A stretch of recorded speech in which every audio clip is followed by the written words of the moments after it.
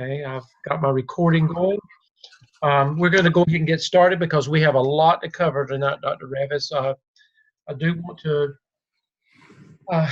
welcome the students, and some of you heard we are in week 4. We are exactly 1/4 of the way in this semester already. Time is flying.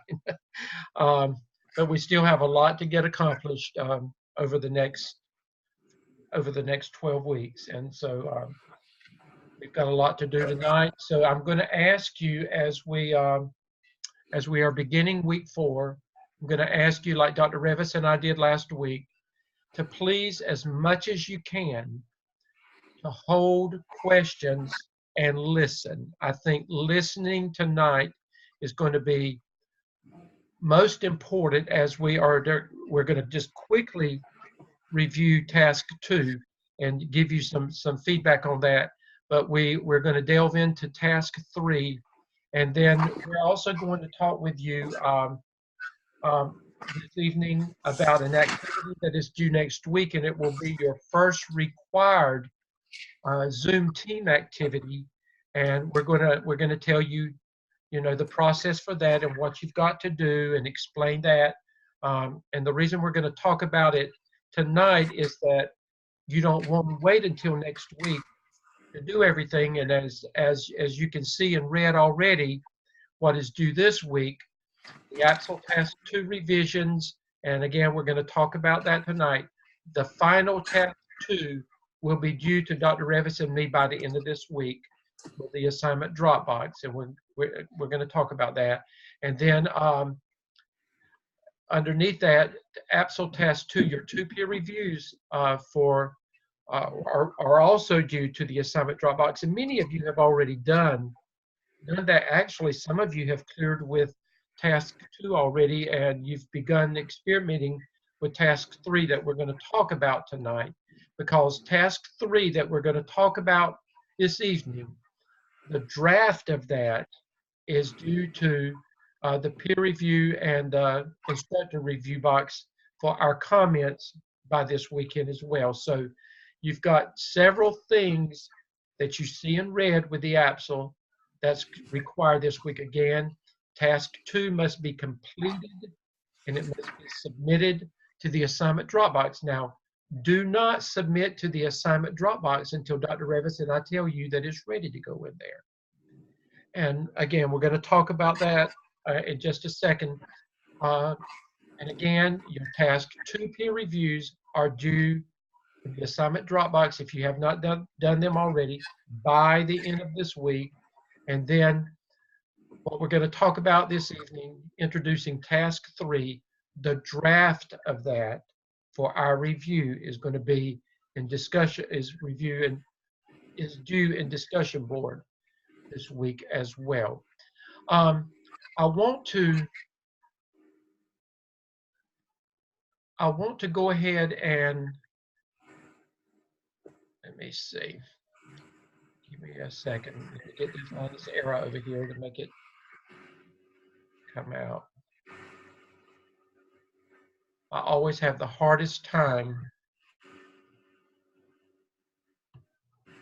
finding that, so I can Dr. Revis, while I'm looking for this, talk to him a little bit. Okay. Just a few comments on your Axel Task 2 that you submitted for here an instructor review. Overall, you did a really good job of talking about your data collection strategies and your criteria for identifying your most pressing need. A few of you are in a situation whereby your principal, when you met with him or her to talk about a PLC, they went ahead and told you what area or what subgroups to target. And we get that, but you still have to go back and do your data analysis on the big picture. So even though your principal may have said, well, I want you to really focus on the L students, that's great, that's fine. You do what your principal says, but you still need to give the big overall picture of your data and show the gaps in performance with your L students and other students, to show the need, that is a need. you can't just start with your L students. You got to start with the big picture and wind your way down through the data collection process. And of course, your L students would be your most pressing need, but you have to show or talk about how you came up with that and what criteria that you used. We still have some APA issues going on, and you know, I really don't know what to tell you other than you're gonna have to get on the library website, and you're gonna have to look at the APA. The two things that you have to worry about are your in-text citations and your reference sections. Those are really the only two things you need to worry about right now. And Dr. Revis, I went back into that site this afternoon because I wanted to make sure when you click on it, it takes you directly to everything that you need. At this point, unless you do some research that is over and beyond what's there, everything you need is right there on that website. There is actually a link to in-text citations. And it has examples, it explains everything in detail. And, you know, we can't stress enough, you're going to have to take the time to go in there and to, you know, to study this and to look at that, these things for yourself. Dr. Revis, I got some, an email or two from some students this week, and I want to bring clarity, and you may want to piggyback on what I'm talking about. When you put your work in discussion board for instructor and peer review, Dr. Revis and I will always, with your task assignments. Now, we're not going to comment on your peer reviews. We're going to look at them when you grade them. But with your task assignments, we're going to always look at that, and we're going to give you feedback on it, or we're going to tell you that this is what you need to. But now we're not going to, for the most part, we're not going to be specific with everything. We're going to tell you, you've got some APA issues with in-text citations. You need to go back and you need to review it. The peer reviews should be catching some of this. Our job is not to highlight and indicate every little mistake that you make. Now, if there are issues and you need one-on-one assistance, we will provide you some assistance, but that's not going to be ongoing because you've got to learn how to do this on your own for yourself. But we're available to guide you with that.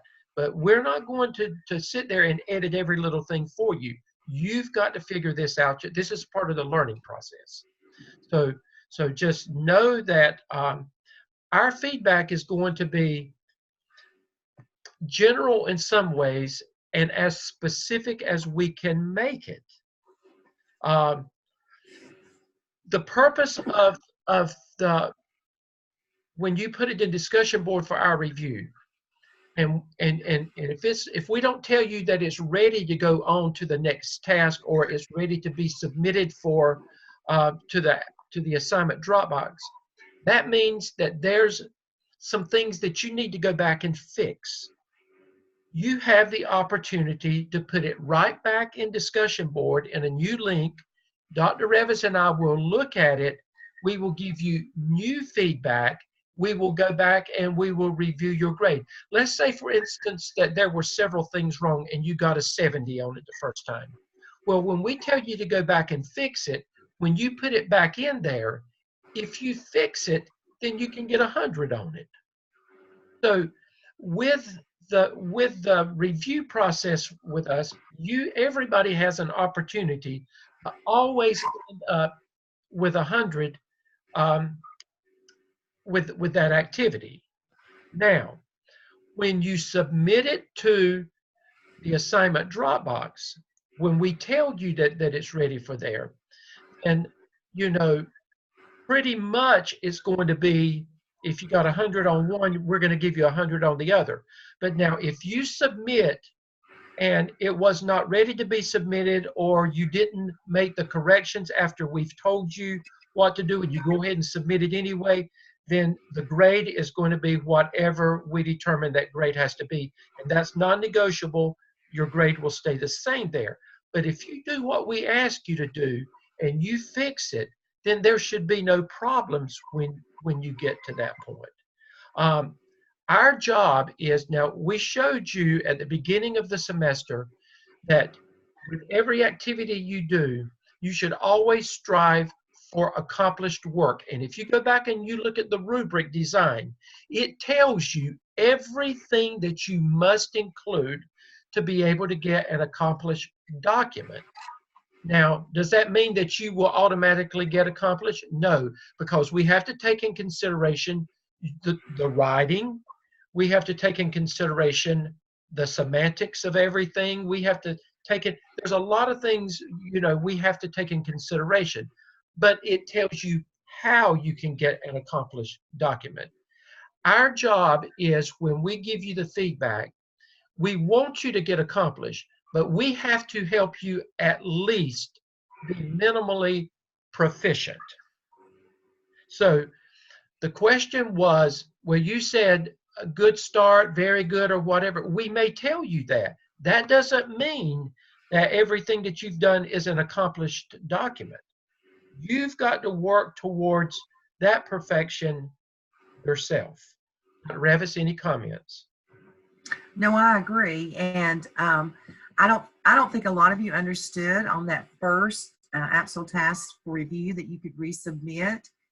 But if you didn't understand it, you can go back and resubmit it for review. But now you've already gotten your final grade. I would just say, let's move forward with understanding that if it's for instructor review, that is the formative phase, where we're going to give you feedback and we will adjust your grade. But again, as Dr. Stedman said, once it goes into that final drop box for the task, then that's what it is. So I do want to say before we leave this, Dr. Stedman, that I thought your feedback overall was really strong to each other. It was. I was very pleased with, and they're actually focusing on things that they specifically, and we want you to learn how to do that, and we want you as the student, as the person, the author, we want you to take it and we want you to use it to the best of your ability to improve your document. You should be learning from each other. It's a process. But I was too, Dr. Revis. I thought that they had taken quality time for the most part and had provided excellent feedback. Now, a few of you still, when we got to the section about comments for APA style, a few of you said, I don't feel confident in making comments here. I'll let that slide this time, but this next go round, I expect you to be able to give feedback. Exactly. And again, don't worry about stepping on somebody's toes. You need to if you need to. That's a part of being an administrator. So take care of that. Just a reminder, go back in your Blackboard. Everybody should have completed 2 peer reviews on task 1 already, and some of you have not submitted everything that you need in there. So you need to check your Blackboard so you don't end up getting a 0 for that assignment. Okay? Remember, there are 2 drop boxes. There's 2 drop boxes for every one of those for task 1, 2, 3, and 4. So please make sure you take care of that. Very quickly, remember I showed you what was due this week for week 4. We need to also look at week 5 because it all is coming together. And I don't want to overwhelm you with this, but you need to always keep in mind what is due next, because it's a lot. And you can see in red, and a lot of this we're going to discuss again tonight. This is not due this week. It's due next week, at the end of next week, but you need to already know so you can plan accordingly for yourself and with your Zoom team. You can see the Absol Task 3 that you're going to submit this week for our review will be due next week. The final Absol Task 3 will be due for evaluation. And then you will have 2 peer reviews with Task 3 that will be due next week as well. And then this is the bullet number 3 is what we're going to talk about tonight that is not due until next week. But I would encourage you, after we talk about this, that you get together as a team, and many of you will go ahead because you have completed task 1 and 2. You can go ahead and get together sometime this week and knock this out, so that is not hanging over you next week with everything else that you've got to do. So you may want to talk about that, because in addition to that, I will introduce task 4 next week, and then your draft is due. So you see there's a lot coming down the pipe that's coming down the pipe next week, and I don't want you to wait until the last minute and then all of a sudden you get overwhelmed because you said, Lord, how am I going to get all of this done? You've got to plan. Dr. Revis, any comments on that before we move on? And you will get in a rhythm. As you notice, one task is due for peer and instructor review, while the other task is due for final review. And so you'll have peer reviews to do every week. On Sunday evening, after you've submitted, go in and start doing peer reviews. Keep it going until we get to you on Tuesday night to talk about the new information. I think some of you, I had a couple of emails of people wanting to go ahead and get onto the tasks that we're going to talk about tonight in depth. So, okay, I think we've done that. Everything we need to get there. What I want to do now, and Dr. Revis, if there are questions, if you would capture them while I am okay. while I'm introducing task. Just a reminder, on task 2, as you are finishing up with it this week, remember that you must show evidence of presenting to your administration. Now that can come at the end of prompt number 2 in a narrative form, whatever you want.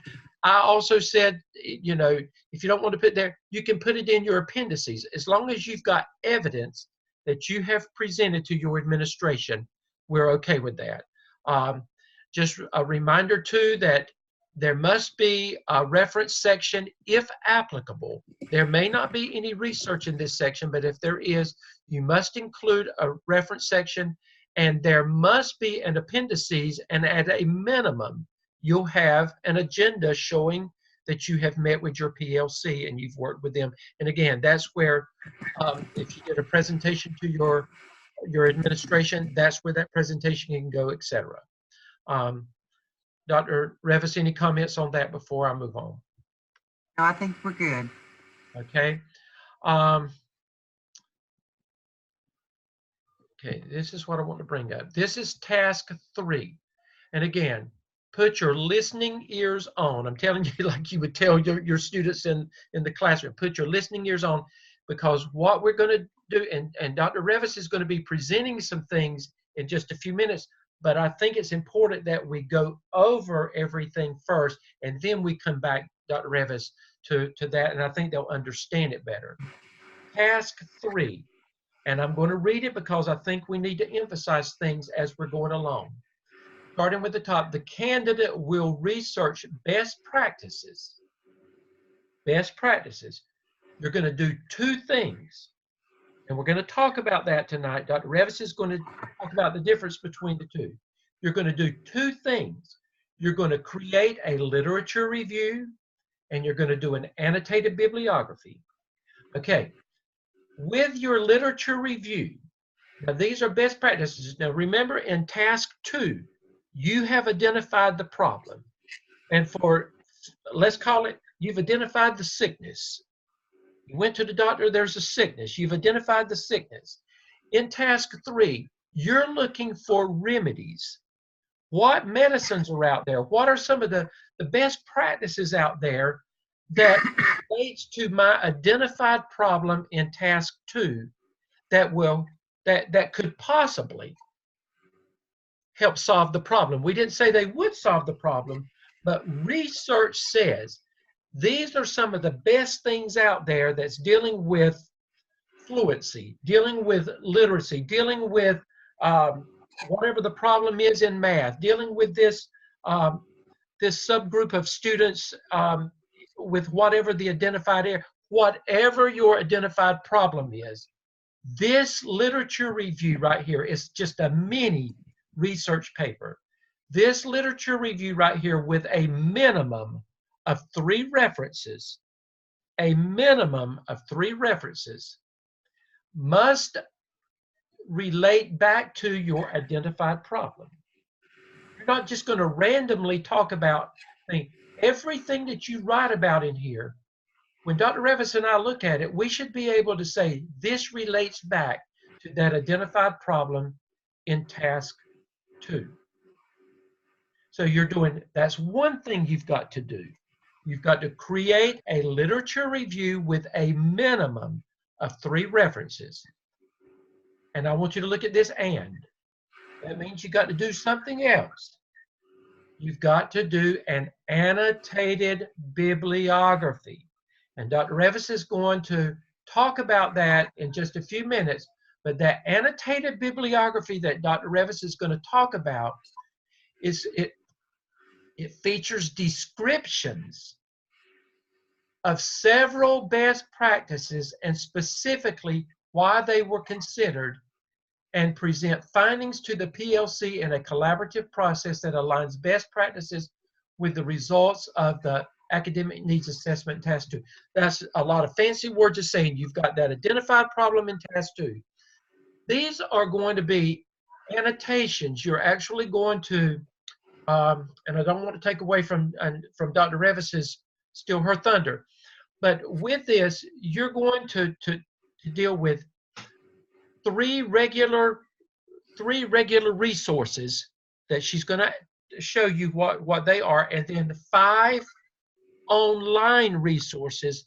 And those 5 online resources will be research-based, evidence-based programs. Many of your schools have already programs that you're using, and it may be Study Island. It could be, I mean, there's so many out there now. Plato, anything with Edmentum. Some of the high school programs are different than the elementary and middle school program. But these are researched, evidence-based programs that have been proven by research that they could possibly help solve the problem. The reason you have Study Island is to help with math and to help with literacy. You know, to help attack those goals, and is an additional resource to help with the identified weaknesses and problems in your school. Dr. Revis, why don't you go ahead and at this point go on with what you're going to talk about with. Okay. Do you want to just pull it up, Dr. Stedman? Let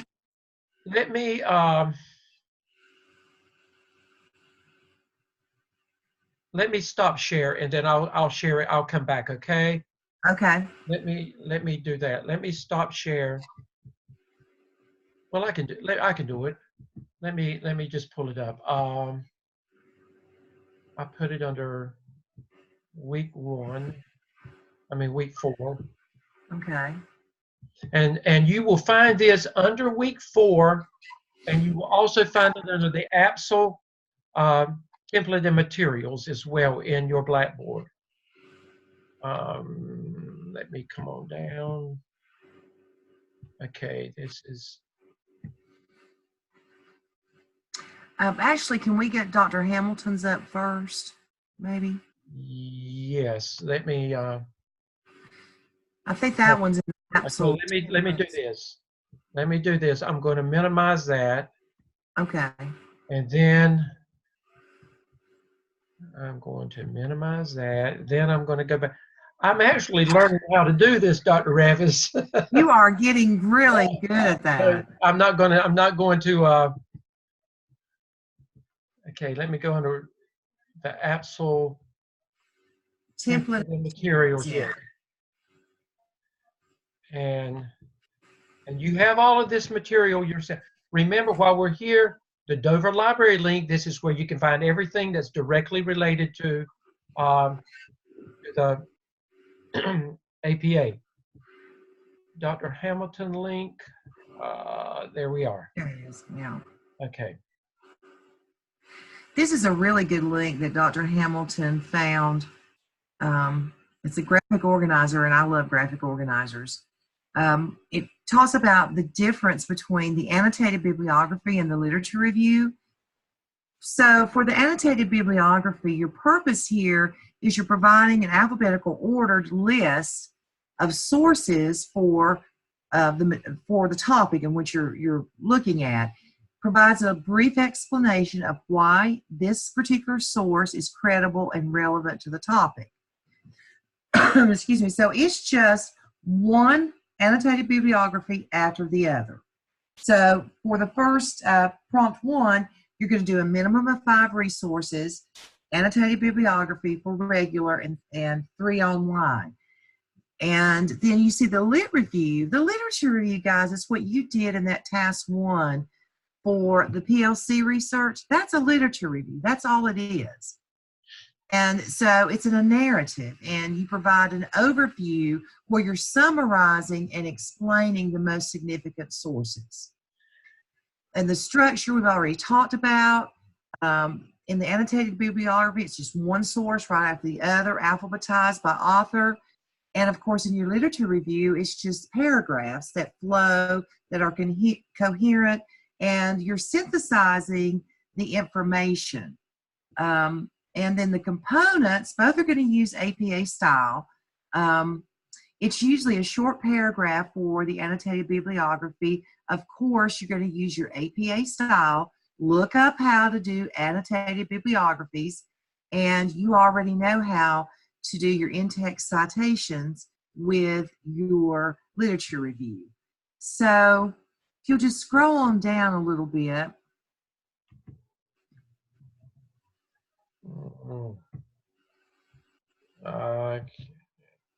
Yeah, catch that inner scroll.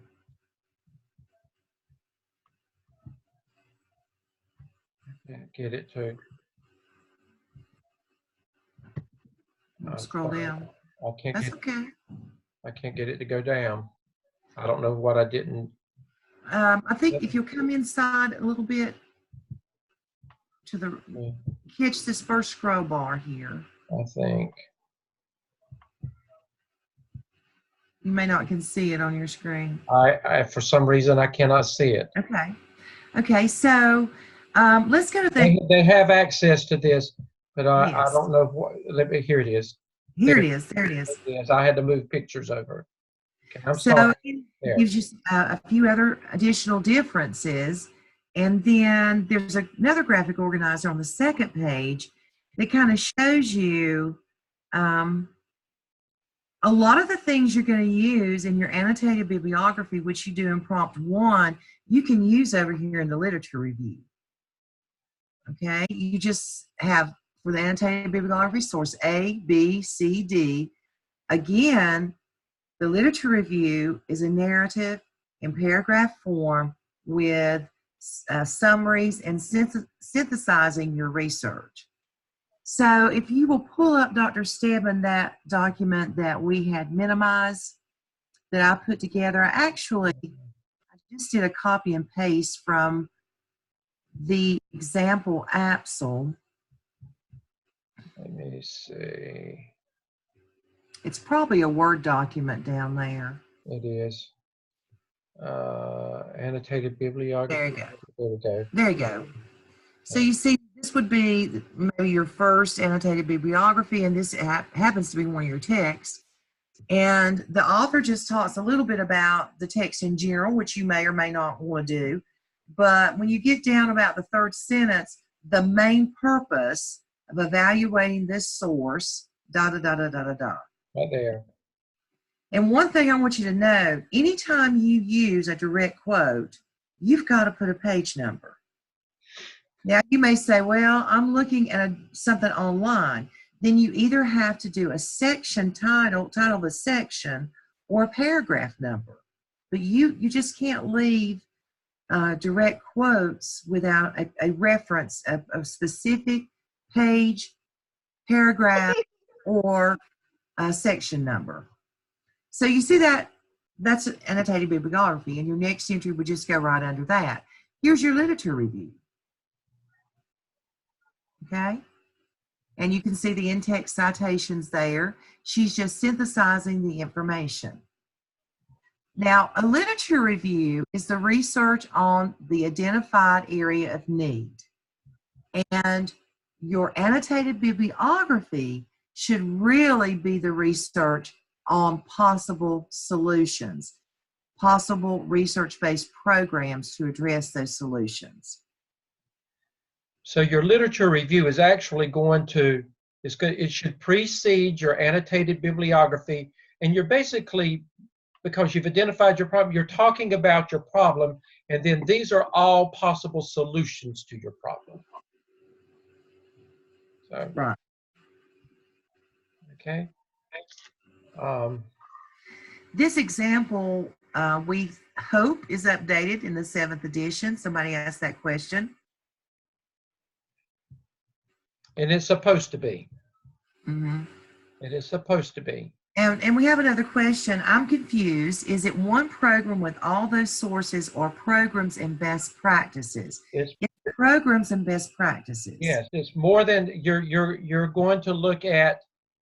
And remember, we talked about last week that you've got to be reasonable. If you are a Title I school with lots of money, then or low wealth school with lots of monies, then you may be able to, there may be funds there for programs. You don't want to look at a program that is so expensive that you're wasting your time, because when you present it to administration, they're going to laugh at you and say, there's no way we can afford this program. You need to look at something that could reasonably be considered, or resources. It doesn't always have to be programs. It could be research, evidence-based resources as well, online resources that would work as well. Sometimes there's free stuff out there, Dr. Revis. So, if there's free stuff out there, then by all means, I would share that with my administration, and that can become a part of your action plan that we're going to talk about when we get to task 4. But you're looking for solutions. And again, you're looking for just regular resources out there. And it could be good, there could be some good books out there that you could do a PLC book review with your whole school, that's dealing with school-wide literacy, the best research out there. Those are your regular resources, and then your online resources are going to be technology, research, and evidence-based programs. So you're doing two things. Liam. You're doing a literature review with a minimum of 3 resources, and you're doing your annotated bibliography with 3 regular resources and 5 online resources. So there's 2 things that you're doing there. Someone asked the question, do the 5 regular sources need to be hard copies in lieu of digital text? No, they can come from, whatever references It can you be a combination of any of those things. Yeah. It could be all online if that's, I don't care. That doesn't matter as long as you, as long as you've got the resources and they're relevant to what you're doing. And I remember in an earlier session, Dr. Lamb cautioned you about taking on the group of students with disabilities or your English language learners as a group, as an area of need. But many of your principals have asked you to address those 2 groups. And I think you can find enough research out there. There are enough programs out there, particularly with English language learners like SciOp and Project GLAD. Those 2 come to my mind. But one of the things you need to look at for either of those 2 groups, or both of those 2 groups, is about the research on graphic organizers. When I was in charge of the curriculum instruction in our school district, we were big on graphic organizers, and teachers would ask me sometimes, do we have to use graphic organizers for everything? And my response always was, only for the things you want your students to remember. So they are very powerful with both of those groups of students. I'm just trying to give you some places maybe to point you, because those are two groups of students that are very popular with principals, because we do have achievement gaps with those two students.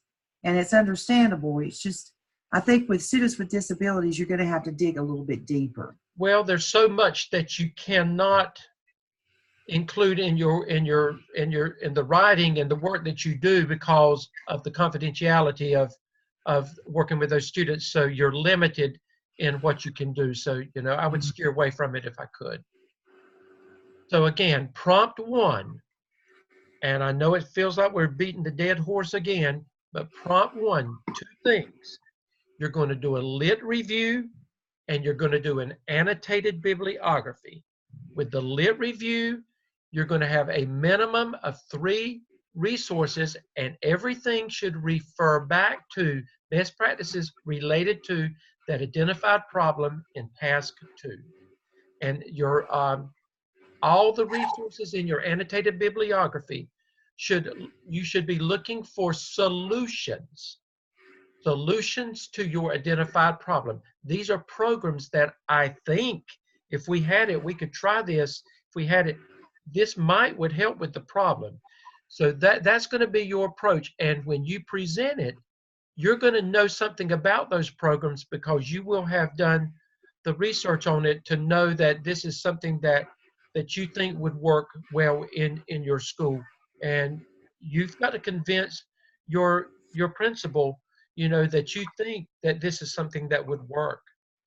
When you get to prompt 2 really relates to everything that you've done in prompt 1.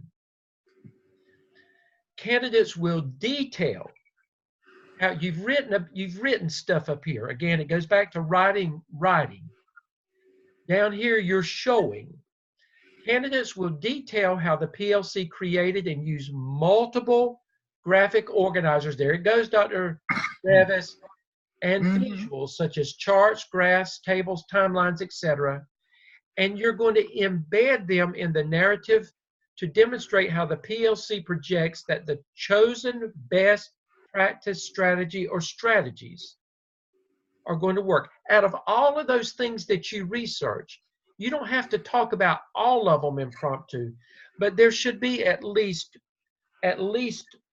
1 or 2 that really out, and based on your research, this is something that I would love for my school to have to help with my identified problem. Now, let's say, for instance, and I'm going to go back to Study Island because it's been around for 100 years. Study Island is research-based and is evidence-based. When you go into looking at the history of Study Island and you look at all the research behind it, you will find that they've already done all the homework for you, because embedded in all of that, they've proven, because they've got to sell this to school districts, they've proven already in their work, this is why Study Island will be good for your students. And they're going to show you graphic information and charts and graphs and all this stuff that is already in there. So you don't really have to create these things. You've just got to find where they are based on the whatever your annotations are. You know, you dig deeper into the ones that you really want to go deeper into, and you're going to pull out in prompt 2 those things that you would like to present to your PLC and to your administration to say, yes, this is what I think will work, and this is why I think it will work.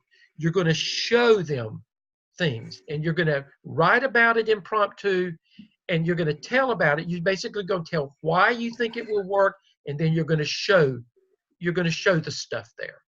Dr. Revis, can you say that any differently, or need to say that anything differently?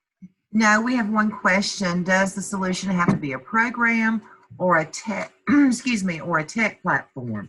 No, it can be strategies, research-based strategies. It doesn't have to necessarily be, a canned program. But you because guys, everybody can afford programs sometimes. yeah, right. But you got to show the research behind it. But you could also present a program that's reasonable, and you could say, I know we might not have the money now, but could we consider this for the budget next year? Is it something that we could work towards? That is a plan too. Because when you do your action plan in task 4, you're going to have short-term goals, you're going to have medium-term goals, and you're going to have long-term goals. Your long-term goal might be one of these programs to begin, working towards one of these programs that you really can't afford now, but you believe that if you could ever afford it, so that may be a long-term goal that you have when you get to that part. Dr. Ravis, any comments on that? I would just encourage you to use your Dover Library and start your searches there. They have a mixture of all kinds of things, online, full text online, journal articles, and you can even research programs probably there as well. And there are probably some types of studies with different programs, but every program, like Dr. Stedman said, every program out there, in order for school districts to use federal funds, they have to have a research base. It's out there. Just go look on their website. Dr. Ravis, I will say this. I've had some to ask me, they said, well, we just started something new this year. Well, it's in its infancy stage. And if you started something this year and it's going to be something perpetual that's going to continue, then I would say that you could delve into that deeper. I don't want you to just to do something just because it's there, but if it's something that is applicable to what you're doing and your school has just started it, I don't want something that's been there, in an established program, but it's okay to use that in what you're doing in task 3 as well.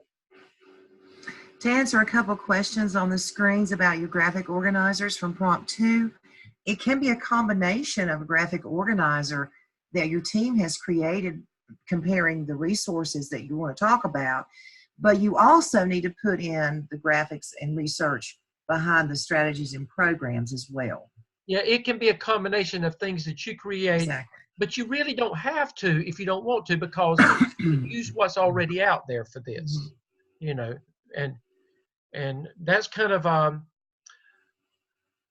that's an easier way out sometimes, with the time constraints that you have. Okay. I'm going to come out. Okay, and just remember that once you do this, remember that there will be a reference section, because you've done a lot of research here, APA, and there will be an appendices because you will have met with your team. There will be figures and things that you may want to include down there. So you will have everything that you will have to include everything in this task.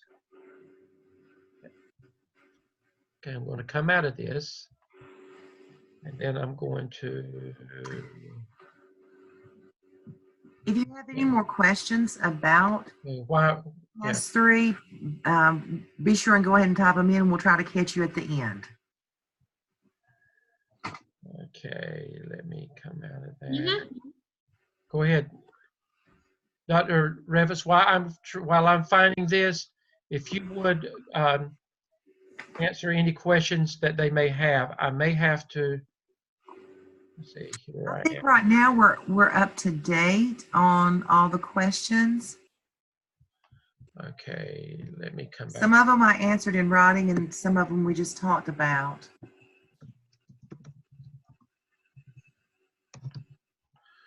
Okay, I've got to. I kicked myself out a while ago, so I've got to go back in. Yeah, a question about your references and appendices. Guys, in each task you submit, you're submitting individual tasks. So the references that go with task 3 should be listed at the end of task 3. same for your anything in your appendix for task 3. In the end, when you merge all the tasks together, yes, you're going to have a longer reference at the end in which you will have to re-alphabetize and everything. But for right now, you just submit your references for the tasks for which you're submitting. I hope that's the question, that last question there. I hope I addressed that. Go ahead again. I lost my stuff, so that's why I'm having to.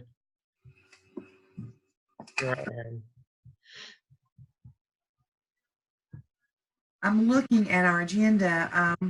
Do you want to go ahead and talk about the Zoom recorded activity, or that's where I'm headed. Okay. That's where I'm headed. While I'm headed there, just be reminded that week 5, your first Zoom activity, and the reason I wanted to pull this up for them. Here I'll have it now. Okay.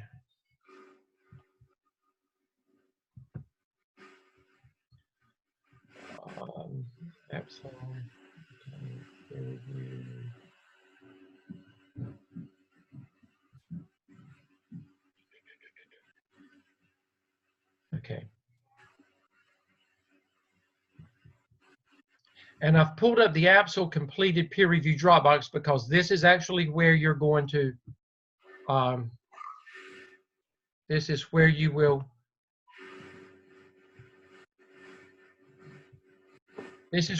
actually put your assignment once it's completed. But what you're going to do is, every one of you know that at the beginning of the semester, you were assigned a Zoom team to work with, and all of you should have already communicated with that Zoom team already.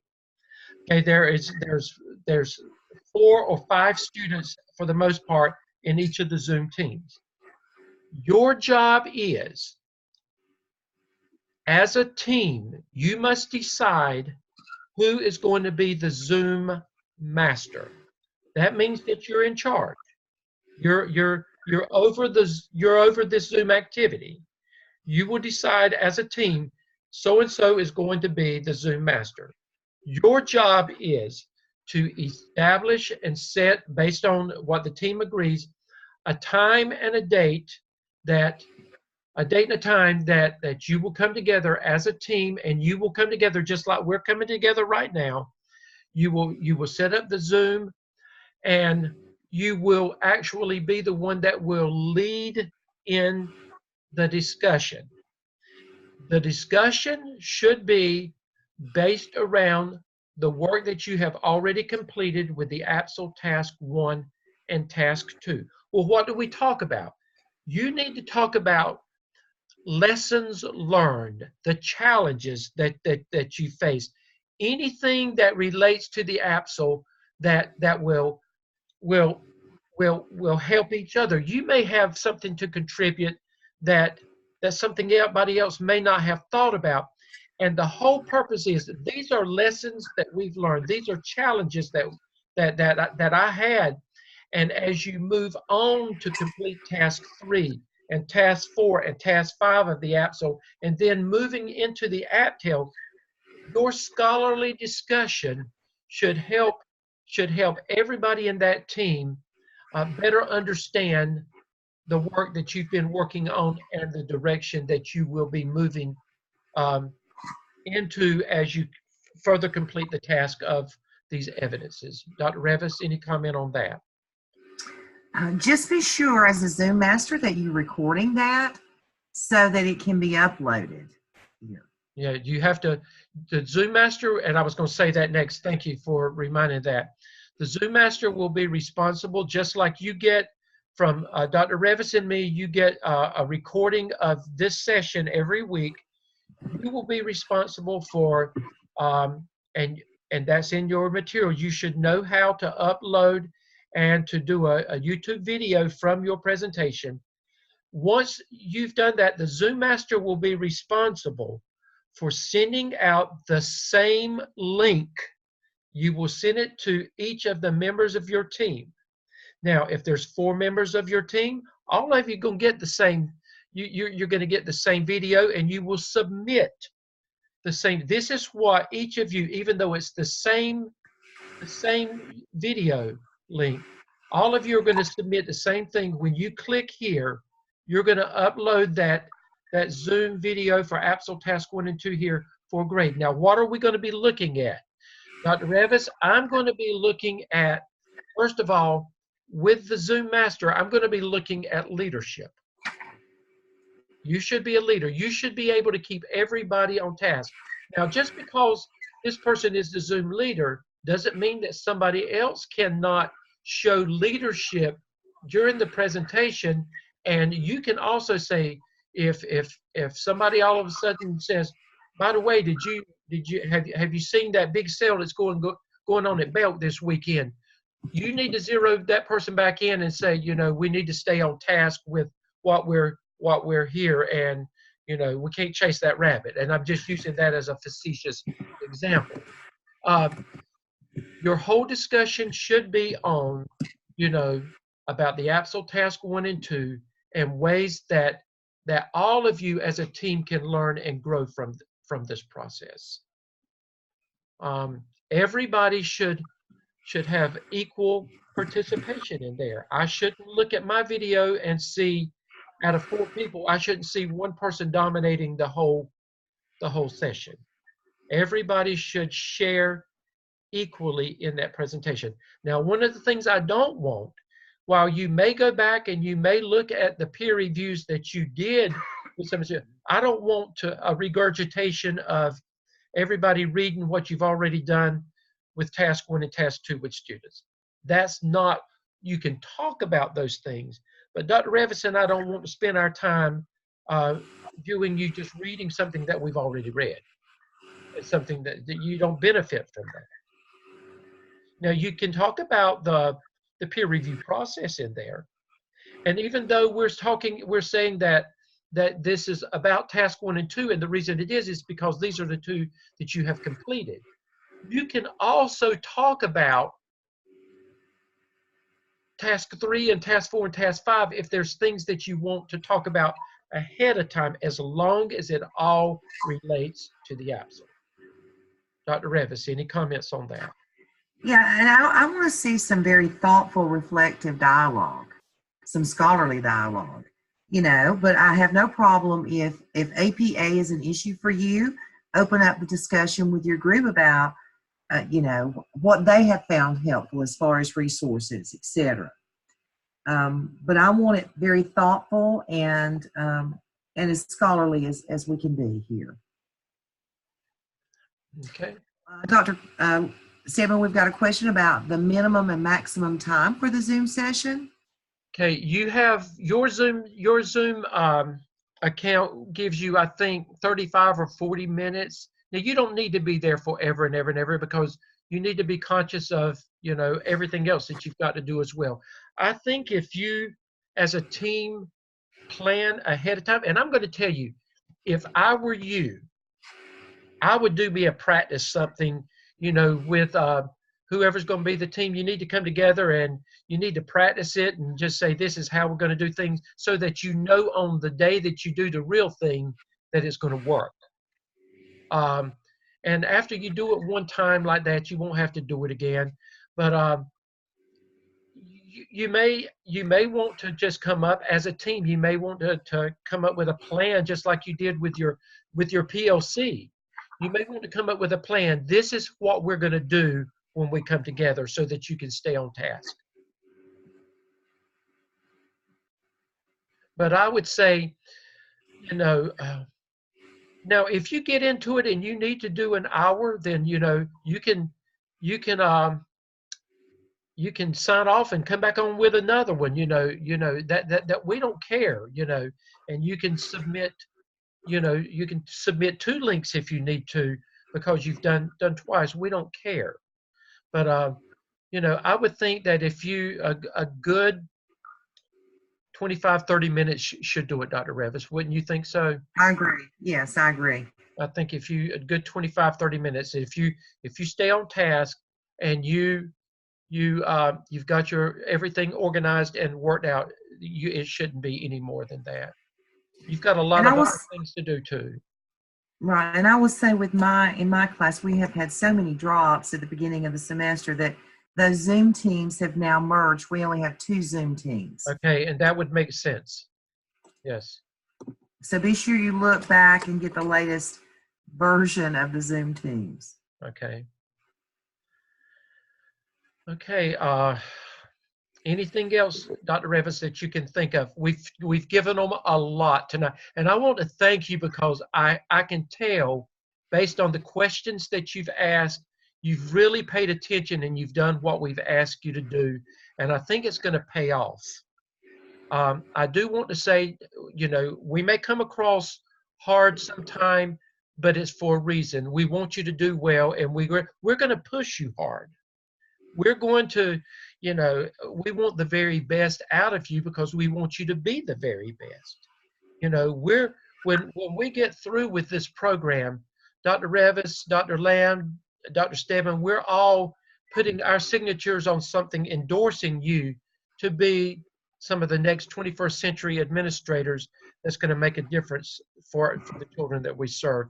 And I want to make sure that if my name's attached to it, that I've done my very best to try to make you the very best. And I'm sure Dr. Revis feels the very same way. You've accomplished a lot already in a short time, and I think for most of you, the light bulb is coming on. You're beginning to see how all of this comes together. And I just want to say I'm proud of you, and I just want you to keep up the good work that you're doing. Get those of you that need to get work into us, please go ahead and get that work into us so we can move you on so you don't get behind. Dr. Revis, I'll let you close out. Are we going to get into task 4 at all tonight? Or are we going? No, we've given them enough. I think it's too much. One last question, cycling back to the task 3. For your literature review, remember your literature review, the overall problem, and you need minimum of 3 regular resources. In your annotated bibliography, you need 5 regular and 3 online, and that focuses on possible solutions. Okay? Okay, and you'll get this video. Dr. Lamb, anything you want to say in closing? Thank you for joining us. No, I've been listening. I figured you were hiding back there somewhere. What are we going to do Thursday night? Remind me. Okay. Yeah. Thank you. On Thursday night, this is going to be very, very important. Dr. Lamb's in charge on Thursday night, and he's going to be doing a great presentation on EVOS. Now, many of you in the work that you've done already, you've alluded to EVOS, and you know something maybe about EVOS, but I promise you, what Dr. Lamb is going to share you with EVOS is you've never seen it before. He blew my mind when he showed it to me last semester. So I think you're going to really like it. He's going to talk about EVOS, and he's going to tie all that into academic needs assessments and the gap analyses that you are having to work with. So that will be specifically what we zero in on Thursday night. And then after that, Dr. Lamb, we're going to give them a break for 2 or 3 weeks on Thursday night. Sounds good. Okay. I'm looking forward to it. Okay. They really are, the light bulb, as I said, is coming on for most of them. And for those that it hasn't quite come on yet, I can see it flickering a little bit. All right. I enjoyed it tonight. I learned a lot just listening. Y'all have a good week. Thank y'all so much. Okay. Good night, everybody. Good night. Good night.